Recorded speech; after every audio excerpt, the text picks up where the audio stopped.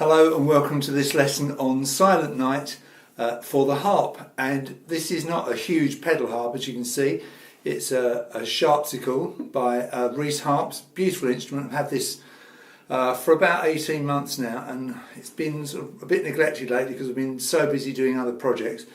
But I've been working on this piece for quite a long while, so I thought I'd show you in time for Christmas 2018 at the very least. This harp is, it's not a huge harp, but it's nice and comfortable. And when I'm playing, you'll see I'm kind of slouching back a bit, and I'm going to show you why. So down here you can see I've got the harp on this special stand that Reese Harps make, and it was recommended to me by a friend that I kind of lean back like this and put the harp on my right shoulder, and it's very relaxing. You literally just slouch back in your chair and play. And okay, the strings are at a slight angle, or quite a sharp angle actually, but it doesn't seem to matter at all to the playing. So that's why I'm sitting the way I am. Of course, you can hold the thing on your knee using the Sharpsicle stick, which you can have fitted to the back here. But that's how I'm sitting here with this fairly small harp. I'm pretty sure that Silent Night is the tune that I've taught most in my career on various instruments. It's a really lovely tune, of course, and it works beautifully on this harp. We're going to do it in the key of C, and on my music, the right hand is the treble clef and the left hand is the bass clef. So it's very straightforward. The right hand is on the right of the instrument, the left hand is on the left of the instrument. I'm not a proper harpist, so please don't criticise my playing. I know I should have my fingers really straight and pulling back into my palms, but I don't. It kind of hurts my fingers. I've got a bit of arthritis in my hand, so be a bit tolerant of that, please. I'm literally just going to show you how I do it and play it through for you, just for fun, and I hope you enjoy it. So the first bar goes like this.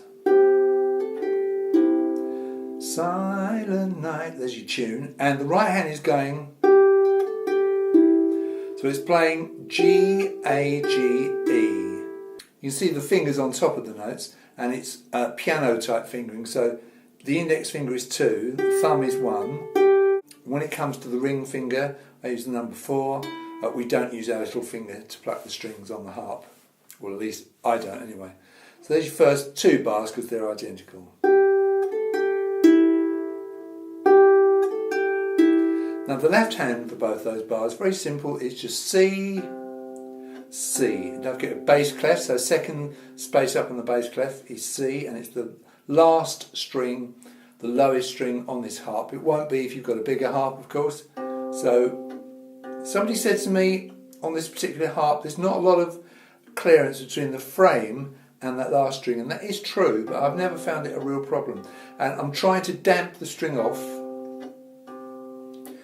in between plucks, so let it ring and then put your finger on ready to pluck it again. And that's part of the problem with the harp is the stopping of the sound, because it rings on beautifully, doesn't it? So those 2 C's in the bass clef are dotted medium, so 1, 2, 3, 1, 2, 3, like that. So let's put that together.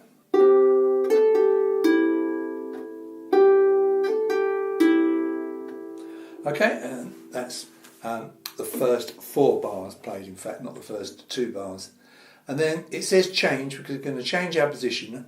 We're going to come up to this note of D, and it's the thumb, and we play it twice, and we come down to the note B, and you'll know where we are because the red strings are the C's. So this is C, so 1 up from C is D. Don't forget this is a diatonic instrument. You haven't got every note in music, just the notes in the key. So we have D, D, B. So it's easy to remember because you go either side of that red C. So thumb, thumb, 3. 3 is the middle finger, don't forget, in the harp fingering. Okay, so you've changed your position completely from the first 4 bars. And for the left hand there, you've got 2 notes. In bar 5 you've got F, and in bar 6 you've got G. And you've got finger 2 and then the thumb on the G. Let's put that together. Like that. Now to the last stave of the first page. I've written it out nice and big so you can see it. We have C, C, G. So it is the red string, the C, and we do this. Okay, C, C, G, and thumb, thumb, and fourth finger. And as far as the left hand is concerned, it's a change of position as well. We play our bottom C, and then we come up to E. So let's play bars 5, 6, 7, and 8 for you now.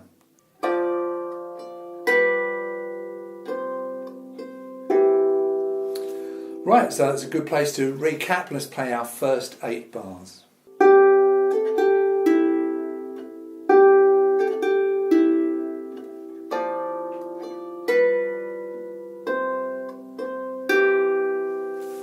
And it's coming together quite nicely already, isn't it? Right, let's go to our second page now. And we're staying in the same position that we were just in, so it doesn't say change. We've just played this. So our third finger should fall nicely on this A, which it does. There's a minimum and a crochet, so 1, 2, 3, like that. 1, 2, 3, and then come up to the C, the red string with the thumb.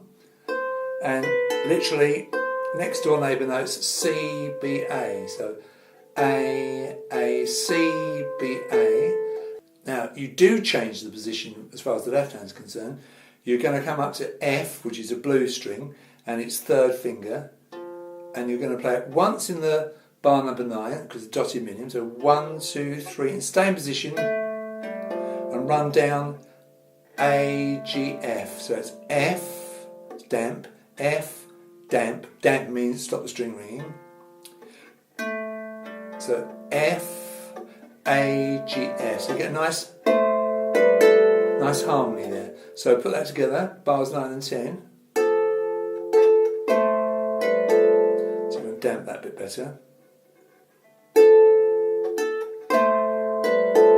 Okay, and what happens in the next bar, bar 11, is your left hand just keeps going down. You play the note of E with the fourth finger, so you actually go next door neighbour note. So bars 10 and 11, you've got left hand wise A, G, F, E.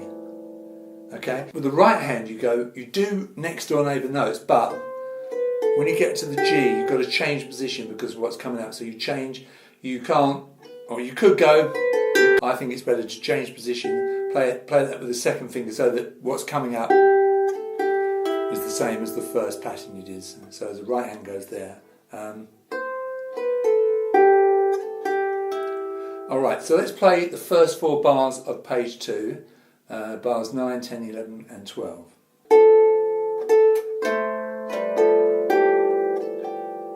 Next 4 bars are the same.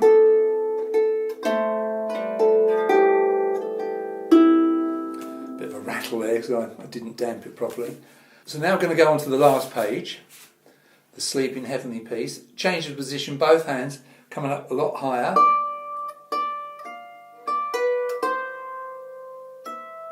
That's the right hand there for bars 17, 18, 19 and 20. So you have the D, the other side of the red string, minimum crochet, the thumb and then the second finger, and then finger 4 on the B, the other side of the red string. And by the way, that's dotted crochet, quaver crochet. We've had that quite a lot in the tune, haven't we? In fact, the first bar. So you've got 1, 2 and 3. 1, 2 and 3. See? So bars 17 and 18. So the left hand is F, G, F, E, and then low C. So quite a few changes of position in those 4 bars. Let's play those 4 bars, 17, 18, 19 and 20.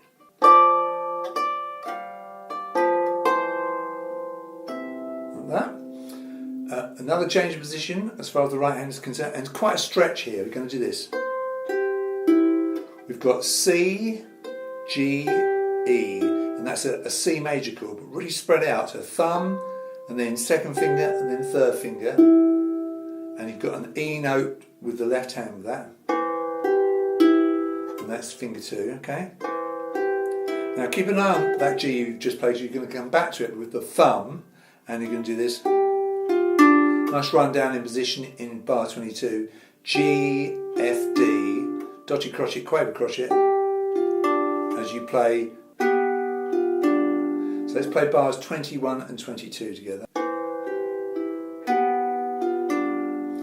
And the last two bars, you're going to run up with the right hand, a little C major chord, C, E, G, C. And it's finger 4, finger 3, finger 2, finger 1. And the left hand there, you play an E, finger 2, and then a C, lowest string, finger 4. So let's play the last 4 bars of the tune, both hands.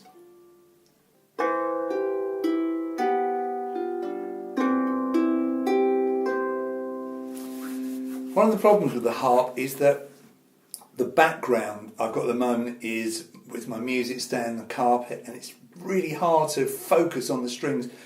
I notice a lot of players that have a kind of a plain background here, so that when you look through the strings you don't see all this mess of strings and things behind it. So I'm thinking about getting a kind of a screen or something set up so I see a plain background so the strings stand out against it, because it's very hard to focus, go a bit squiffy-eyed trying to see what you're doing. Anyway, let's see if we can play the whole thing through for you now.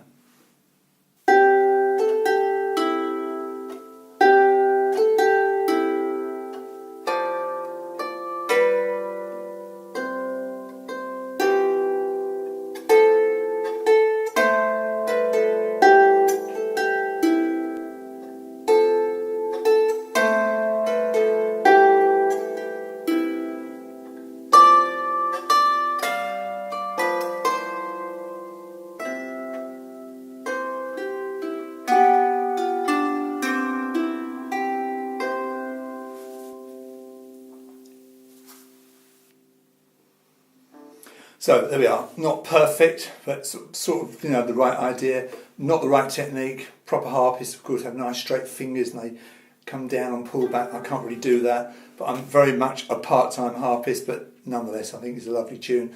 Hopefully I've brought a little bit of something new to the table with those harmonies that I've done. So I hope you enjoyed that. If you did, give me a like and consider subscribing to my channel. I tend to upload things 2 or 3 times a week on various instruments. And if you're watching this in the month of December, a very Merry Christmas to you and a Happy New Year. Thank you for watching, and you'll see me in my next video.